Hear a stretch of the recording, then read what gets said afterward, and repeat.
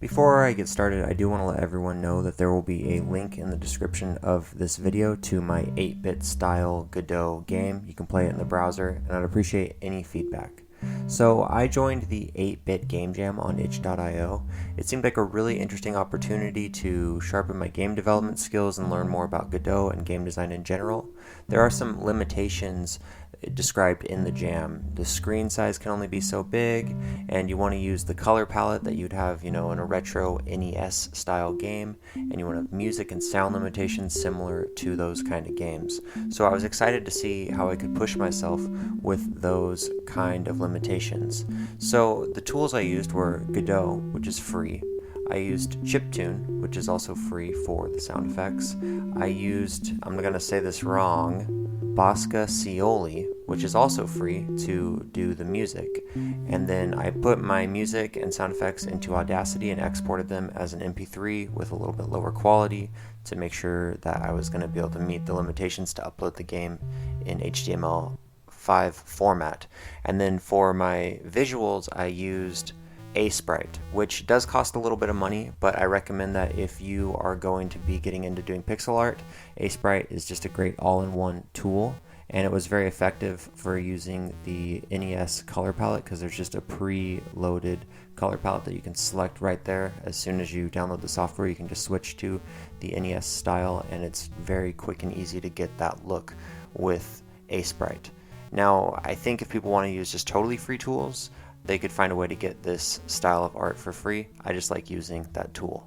Now, this video isn't really going to be a tutorial necessarily, it's more just me explaining the process of making an NES style game in Godot, but I will link tutorials that were beneficial to me in the description of this video as well. So if you want to learn how to do this, there will be tutorials that I benefited from in the description. So the first thing I wanted to set up was the screen size, which is really straightforward in Godot. You just kind of go into your project settings and make it the right size to emulate the screen size of an NES style game. And then what I did was I looked at Metroid, the original Metroid on NES, and I figured out the size of the squares of the terrain that they used in the tile map, and I made my squares similar size to Metroid. They're the same size, they're 8x8, and so from the beginning I just made my tile map. I made it very simple. I really wanted to limit myself, so I made the ground, and I made the sky, and I made some cave rock kind of stuff, and then I made some orangey kind of stuff that I was going to use to make huts, and I stopped. I didn't want to make any more tile map stuff. I'm really trying to be fast and concise in my game design approach, so I made those tiles and just kind of limited myself right there. And then I made the main character of my game, which is a character named Geralt. I just thought it was kind of a funny sounding name.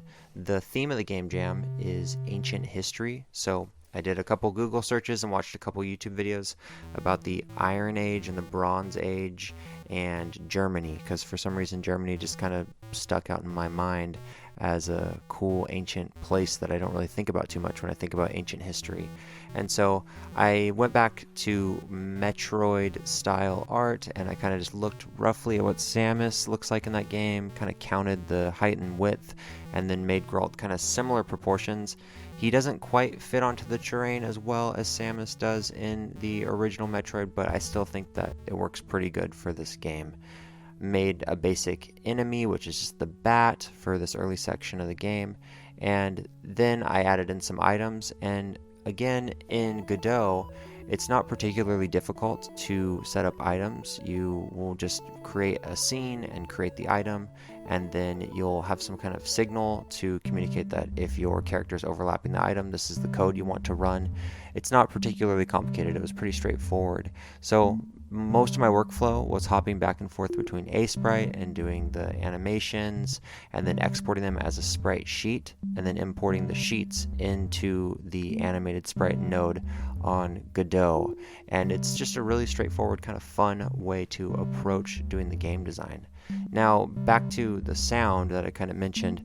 Chiptone kind of just randomly generates sounds based on a couple preset options, and so I just didn't take too much time to think about it. Again, there's a very limited time for these kind of game jams, and I just kind of went with the first one that really felt right for what I was going for. So there's an injury sound when Geralt gets hurt, there's a jumping sound, there's an item pickup sound, a lighting torch sound for a checkpoint in the first level, and there's a killing an enemy and cutting down a tree, and just a couple sounds that are just in the game that are pretty fun to activate. For the music, in Basca Seol, again, sorry if I'm pronouncing that wrong, it's pretty straightforward. I just go to the instruments, and then I go to chiptune, and then I just use the chiptune instruments that just sound like what I would remember hearing on the NES. And it's actually a really fun way to write music. You got all the notes right there, and you just kind of think about it like you would, a major scale or a minor scale, and just kind of plug and play till you find something that sounds cool, or at least that's how I did it. I'm not a skilled composer or anything like that. I took a little bit of music lessons as a kid, and that's about it. But I was able to come up with some pretty fun chiptunes that sound pretty cool, and I will link in the description a Bandcamp page if you want to download the chiptunes for free, if you think that they're cool. So that was kind of the sound and the visual side of it. Now, one thing that really stood out to me about a lot of the NES games, and then a lot of the way that the cameras work in Godot, is that if you think of like Mario or Mega Man, he's moving left to right, but if you just default attach a camera into your scene in Godot, the camera automatically goes up and down. And so I found a great tutorial that helped me set it up to where my character is just going left to right and the camera is just going left to right, and it's not going up with the character when they jump. And I think that that really does add that NES style. It's something that I think a lot of people overlook when they're trying to make an NES style game, keeping it kind of locked on a horizontal plane. Not all NES games do this, but a lot of them do. And for me, it just really gave that NES feel to the game immediately. I let the camera go up and down once the character reached the cave portion of the game, but I think it worked pretty good for the times where it's just horizontal. So now, having finished this project, I feel like I've actually learned quite a bit more about Godot. I was able to apply a lot of the things I've learned in tutorials to this project. The 8-bit limitations really helped me make something fast, make something that works, make something that is fun, and just get it done quickly. And I'm pretty proud of how it turned out. So again, there's links in the descriptions to play the game.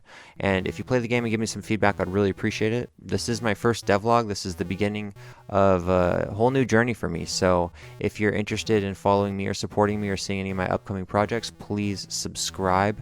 My plan is to do more devlogs and more Godot videos, just to kind of be a part of the community and share what I'm learning.